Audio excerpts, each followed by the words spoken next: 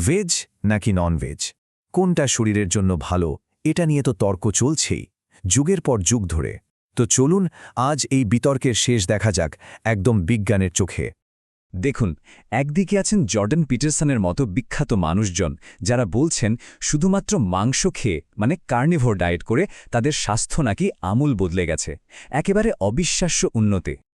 আবার ঠিক তার উল্টো দিকে এমন হাজার হাজার মানুষ আছেন যারা বলছেন যে গাছপালা ভিত্তিক খাবার মানে প্ল্যান্ট বেসড ডায়েট শুরু করার পর তাদের জীবনটাই নাকি পাল্টে গেছে, সব সমস্যা উধাও। ব্যাপারটা অদ্ভুত না? একদিকে বলা হচ্ছে শুধু মাংস খান, অন্যদিকে বলা হচ্ছে শুধু শাকসবজি। দুটোই কিভাবে সত্যি হতে পারে? আসল ব্যাপারটা কি? আর দেখুন, এটা কিন্তু শুধু একটা সাধারণ লাইফস্টাইল বিতর্ক নয়, ব্যাপারটা বেশ গুরুত্বপূর্ণ।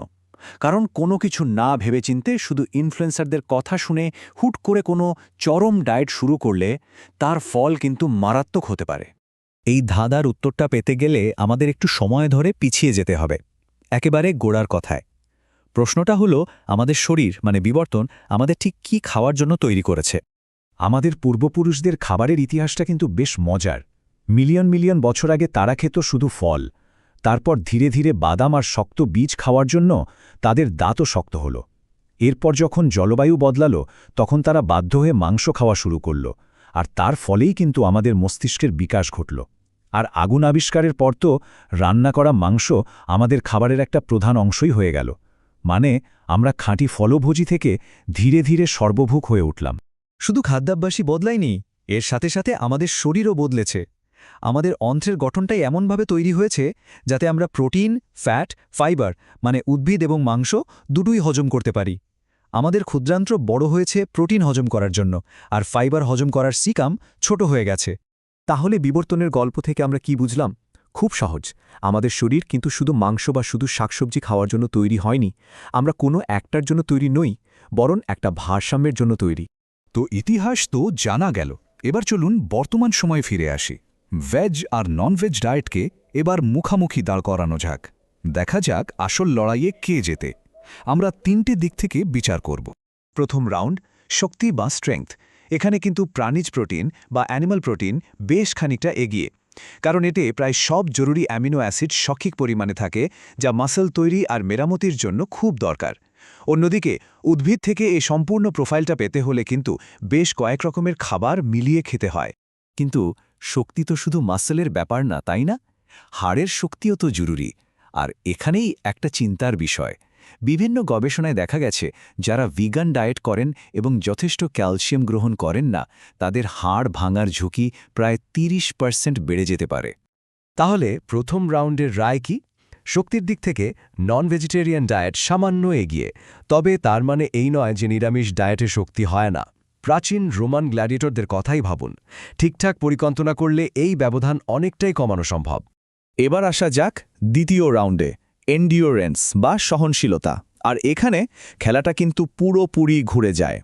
ননভেজ ডায়েটে প্রোটিন বেশি থাকায় শরীরে জলের প্রয়োজন বেশি হয়, ডিহাইড্রেশনের ঝুঁকি থাকে। অন্যদিকে ভেজিটেরিয়ান ডায়েটে কার্বোহাইড্রেট বেশি, যা শরীরে জল ধরে রাখতে সাহায্য করে আর দীর্ঘ সময় ধরে শক্তি যোগায়। এই কারণেই এন্ডিওরেন্স বা স্ট্যামিনার লড়াইয়ে ভেজিটেরিয়ান ডায়েট পরিষ্কার বিজয়ী। বিশ্বের সেরা আল্ট্রা ম্যারাথনার বা তাড়াহুমারা দৌড়বিদদের দেখুন, তাদের অনেকেই তো প্ল্যান পাওয়ার্ড। বেশ, তাহলে স্কোর এখন 1-1।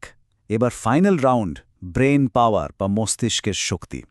আর এখানে গল্পটা আবার সেই বিবর্তনের দিকেই মোড় নেয়, আর সাথে জুড়ে যায় একটা খুব জরুরি ভিটামিন, ভিটামিন B12। ব্যাপারটা হলো, এই ভিটামিন B12 আমাদের মস্তিষ্কের জন্য ভীষণ দরকারি, আর এটা স্বাভাবিকভাবে পাওয়া যায় মূলত প্রাণীজ খাবারে। তাই যারা কঠোর ভিগান ডায়েট করেন তাদের শরীরে এর অভাব দেখা দিতে পারে, যা থেকে কিন্তু মারাত্মক স্নায়বিক সমস্যাও হতে পারে। তাই এই রাউন্ডে নন ভেজিটেরিয়ান ডায়েটই জিতে যাচ্ছে। তাহলে তো স্কোর টাই হয়ে গেল, শক্তি আর ব্রেন পাওয়ারে ননভেজ আর এন্ডুরেন্সে ভেজ। তাহলে সবচেয়ে বড় প্রশ্নটা তো বাকিই রয়ে গেল, কোন ডায়েটটা আমাদের দীর্ঘ আর সুস্থ জীবন দিতে পারে? চলুন, এটাই শেষ এবং সবচেয়ে গুরুত্বপূর্ণ রাউন্ড। যদি আমরা হার্টের অসুখে মৃত্যুর ঝুঁকির কথা বলি, তাহলে ডেটা কিন্তু একেবারে পরিষ্কার। যারা নিরামিষ খান তাদের ঝুঁকি যারা মাংস খান তাদের তুলনায় প্রায় 24% কম। কিন্তু গল্পটা এখানেই শেষ নয়, এর মধ্যে আরও একটা ব্যাপার আছে। কী ধরনের মাংস খাওয়া হচ্ছে সেটাও খুব গুরুত্বপূর্ণ। যেমন ধরুন, যারা রেড মিট খান না কিন্তু মাছ খান, তাদের হৃদরোগের ঝুঁকি নিরামিষাশীদের চেয়েও কম, প্রায় 34% কম। তাহলে বোঝা যাচ্ছে মূল সমস্যাটা সম্ভবত রেড মিট বা লাল মাংসকে নিয়ে। এমনকি বিশ্ব স্বাস্থ্য সংস্থাও কিন্তু রেড মিটকে সম্ভাব্য ক্যান্সার সৃষ্টিকারী হিসেবে চিহ্নিত করেছে। এটা আমাদের শরীরে স্ট্রেস হরমোন কর্টিসোলের মাত্রাও বাড়িয়ে দেয়। ভাবতে পারেন, একটা গবেষণায় দেখা গেছে যে প্রতিদিন মাত্র 100 গ্রাম রেড মিট খেলেই সারা জীবনে ক্যান্সারের ঝুঁকি 17% পর্যন্ত বেড়ে যেতে পারে। মাত্র 100 গ্রাম। তাহলে কি এটাই ধরে নেব যে দীর্ঘ জীবনের জন্য প্ল্যান্ট বেসড ডায়েটই সেরা? এখানেও একটা কিন্তু আছে। যদি কোনো পরিকল্পনা ছাড়া হুট করে কেউ ভিগান ডায়েট শুরু করে, তাহলে কিন্তু শরীরে অনেক জরুরি পুষ্টির অভাব দেখা দিতে পারে, যেমন ওমেগা-3, আয়রন, জিঙ্ক, ক্যালসিয়াম আর অবশ্যই ভিটামিন B12। একটা কথা আছে, প্রথমে আমরা আমাদের পছন্দ তৈরি করি, তারপর আমাদের পছন্দগুলো আমাদের তৈরি করে। খাবারের ক্ষেত্রে এই কথাটা সবচেয়ে বেশি সত্যি। দিনের শেষে বিজ্ঞান আমাদের এটাই বলছে যে ভেজ বা নন ভেজ এই লেবেলগুলো থেকে অনেক বেশি জরুরি হলো আমরা কি খাচ্ছি তার গুণমান এবং ভারসাম্য। তাহলে আসল লড়াইটা ভেজ বনাম নন ভেজের নয়, আসল লড়াইটা হলো পরিকল্পিত বনাম অপরিকল্পিত ডায়েটের। যে কোনো একদিকে চরম ঝুঁকে না পড়ে নিজের শরীরকে বুঝে একটা সুচিন্তিত আর ভারসাম্যপূর্ণ খাদ্যাভ্যাস বেছে নেওয়াই কিন্তু দীর্ঘ আর সুস্থ জীবনের আসল চাবিকাঠি। এখন প্রশ্ন হলো, নিজের জন্য কোন পথটা বেছে নেওয়া হবে।